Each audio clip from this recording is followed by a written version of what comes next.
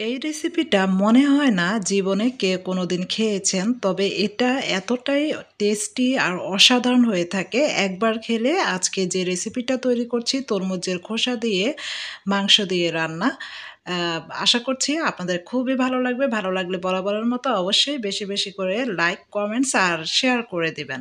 তো এই তো তরমুজের খোসাকে আমি ১ম এ খোসা ছাড়িয়ে তারপর এই তো এরকম টুকরো, টুকরো করে ধুয়ে পানি ঝরিয়ে নিয়েছি। আজকে রেসিপিটার মূল ইনগ্রিডিয়েন্টসই হচ্ছে তরমুজের খোসা। আর এই তরমুজের খোসা খেতে এতটাই টেস্টি যে আমার রেসিপিটা ফলো করে একবার রান্না করবেন তাহলেই বুঝতে পারেন। তো অলরেডি একটা পাতিলে চুলায় বসিয়ে তরমুজের খোসাগুলোকে পর্যাপ্ত পরিমাণে পানি দিয়ে, লবণ দিয়ে ভালো করে সেদ্ধ করে নিলাম। অবশ্যই তরমুজের খোসাগুলোকে আগে এরকম লবণ দিয়ে একটু সেদ্ধ করে নিতে হবে। এই তো সেদ্ধ হয়ে গিয়েছে। তো এটাকে পানি ফালানো যাবে না। পানি সহই রেখে দিলাম। এরপর চুলায় একটা প্যান বসিয়ে এতে 1/2 কাপের মতো সয়াবিন তেল দিয়ে তেজপাতা, তারপর এলাচ, দারচিনি এগুলো এড করে দিলাম তেলে। তারপর পেঁয়াজ কুচি 1/2 কাপ আর কাঁচামরিচ 2 ফালি করে প্রায় ৬-৭ টা এড করে দিলাম। এরপর নেড়েচেড়ে একটু ভেজে নিব। একেবারে পুরো লাল, লাল করে ভাজতে হবে না। জাস্ট যখন একটু পেঁয়াজের মধ্যে কালারটা আসা শুরু করবে সে পর্যায়ে এক, এক করে মসলাগুলো এড করে নিব। এখানে মসলা এড করে দিচ্ছি ২ চা চামচ রসুন বাটা আর আদা বাটা হচ্ছে এখানে ১ চা চামচ আর ভাজা জিরের গুঁড়ো ২ চা চামচ এড করে দিলাম। দেন এখানে হলুদের গুঁড়ো এড করে দিচ্ছি ২ চা চামচ আর ঝালটা যে যার ইচ্ছে মতো কমিয়ে বাড়িয়ে দিবেন। আমি ঝাল দিলাম লাল মরিচের গুঁড়ো ২ চা চামচ আর লবণ স্বাদ মতো এখানে দিয়েছি ১ চা চামচ। তো আমি কিন্তু অলরেডি তরমুজের খোসা সেদ্ধর সময় লবণ দিয়েছি সেটাও দেখতে হবে আর পানি দিয়ে মসলাগুলোকে মিলিয়ে কষিয়ে নেব ভালো করে।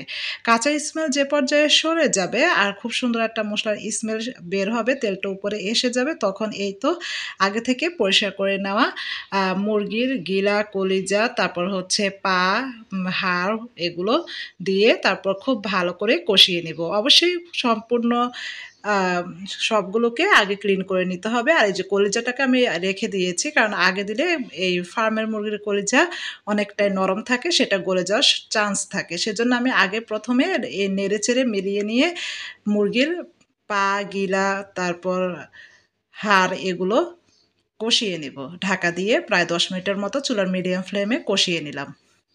এর মাঝেও কিন্তু কয়েকবার নেড়েচেড়ে দিতে হবে নয়তো নিচে লেগে যাবে। তো অলরেডি অনেকটাই কষানো হয়ে গিয়েছে।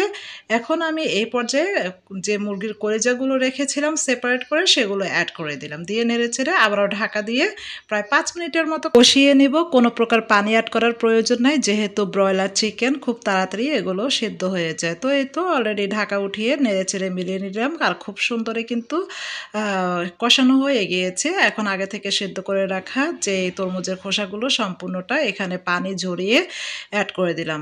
১ম এ কিন্তু পানি সহ এড করা যাবে না, পানিটা পরে এড করব। এখন নেড়েচেড়ে মিলিয়ে নিয়ে আবারও ঢাকা দিয়ে কিছুক্ষণ এই তরমুজের খোসাগুলোকে কষিয়ে নিব। তো এই তো ফিরে আসলাম প্রায় ৫ মিনিট পর। তরমুজের খোসাগুলো অলরেডি খুব সুন্দর কষানো হয়ে গিয়েছে। আর হ্যাঁ, আমি আজকে মুরগির হাড়, পা, গিলা এগুলো দিয়ে এই রান্নাটা করেছি। আপনার ইচ্ছে করলে মুরগির মাংস, এমনকি গরুর মাংস দিয়ে রান্না করলে এটা আরও টেস্টি হয়ে থাকে। আর কোনো মানে তরমুজের খোসাটা এত টেস্টি হয় যে বলার বাহিরে। একবার হলেও ট্রাই করবেন তাহলে ইনশাআল্লাহ ভালো লাগবে আশা করছি।